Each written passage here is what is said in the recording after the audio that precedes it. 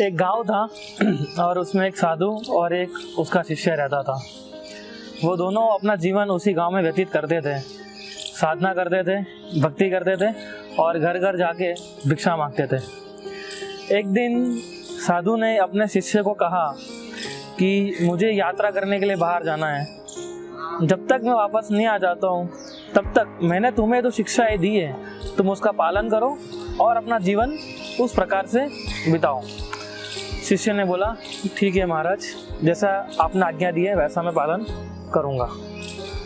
तो साधु चले गए यात्रा करने के लिए और शिष्य अकेला था। शिष्य के पास केवल एक ही कपड़ा था पहनने के लिए। हर रोज वो कपड़ा धोता था, सुखाता था और वही कपड़ा दूसरे दिन पहन लेता था। तो एक दिन ऐसा हुआ कि चूहे ने उसके एक कपड़े को जो उसका था उसको काट दिया। तो बहुत चिंतित हो गया क्योंकि उसका टाइम वेस्ट हो रहा था, उसकी साधना में टाइम जा रहा था। उस दिन उसने गांव में किसी से एक कपड़ा ले लिया और पहन लिया वो कपड़ा उसने। लेकिन दूसरे दिन वही चीज़ रिपीट हुई, फिर से उसने कपड़ा धोया, सुखाया और चूहे ने काट दिया।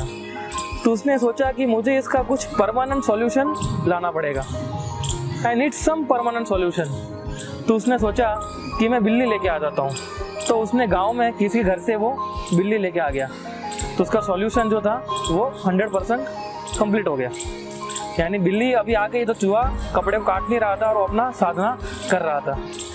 लेकिन दिक्कत कहाँ आई, बिल्ली पीछे से बोलने लगी मियाओ मियाओ। उसका साधना वापस डिस्टर्ब हो गया। फिर उसको याद आया कि तो बिल्ली है, उसको तो खाना चाहिए। तो बिल्ली को क्या चाहिए होता है, दूध। तो दूध की व्यवस्था करने के लिए वो गांव में गया वापस और किसी की गाय लेके आ गया वो। तो गाय आ गई, उसको दूध मिल रहा था, बिल्ली दूध पी रही थी और चूहा कपड़े को काट नहीं रहा था। तो लेकिन जब गाय आएगी, बिल्ली आएगी तो मेंटेनेंस ही बढ़ गया। गाय को भी भूख लगती है, उसको भी चारा चाहिए, गाय को भी खाने के लिए। तो चारे की व्यवस्था करना पड़ता था। अभी जो टाइम वो साधना के लिए देता था तो वही टाइम उसको ये सब मेंटेन करने में जा रहा था। तो उसने सोचा क्यों ना मैं शादी कर लेता हूँ अभी, ताकि मेरी बीवी जो है वो सारा मेंटेन करेगी और मैं अपनी साधना कर सकता हूँ। तो उसने गांव के किसी लड़की से शादी कर दी। अभी शादी कर ली उसने, तो जब स्त्री घर पे आएगी तो स्त्री तो ऐसे झुपड़े में रहेंगी नहीं, वो पॉसिबल नहीं है उनके लिए। तो उसको घर बनाना पड़ेगा अभी। तो घर बनाया उसने, घर बनाया तो उसके लिए नौकर चाहिए। तो एक नौकर को हायर किया उसने। तो इस प्रकार से एक काली चूहे ने उसके कपड़े को काट दिया, उसके लिए उसका घर भी बन गया, उसकी बीवी भी हो गई, सब कुछ आ गया उसके पास। तो एक दिन जो उनके साधु जो थे, उसके गुरु, वो यात्रा करके वापस आए।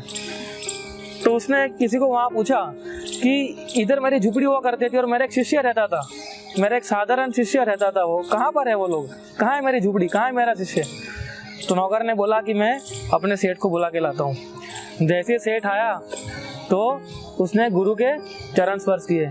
ओ गुरु जी, मैं ही आपका शिष्य हूँ, जो आप गए थे।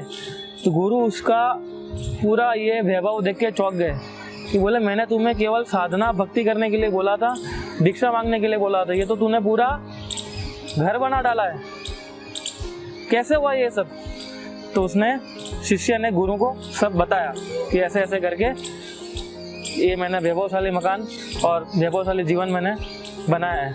तो गुरु को दुख हुआ क्योंकि शिष्य को जो उसने उपदेश दिया था उसको पालन नहीं कर सका। तो अभी तक सीखने वाली चीज़ हमें ये मिलती है कि अगर हम लोग अपना जो गोल है उससे डिस्ट्रैक्ट हो जाएंगे तो हम पूरा ही हमारा जीवन बदल देंगे। Right, small distraction big mistake. एक चीज़ याद रखिए आप, ये स्मॉल डिस्ट्रैक्शन बिग मिस्टेक। एक छोटी सी गलती हम करेंगे और एक बड़ी मुसीबत हमारे सामने आ खड़ी हो जाएगी। इसलिए जब भी हमें कोई गोल हम निश्चित करते हैं उससे बनाए रखना बहुत ही आवश्यक है और उससे बनाए रखने के लिए हमें डिटर्मिनेशन बहुत ही आवश्यक होता है।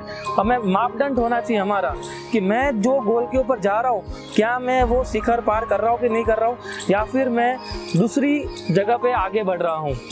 ये चीज़ हम इस कहानी से सीखते हैं कि गुरु का आदेश का पालन शिष्य नहीं कर पाया क्योंकि वो दूसरी चीज़ों में अपने व्यस्त हो गया था।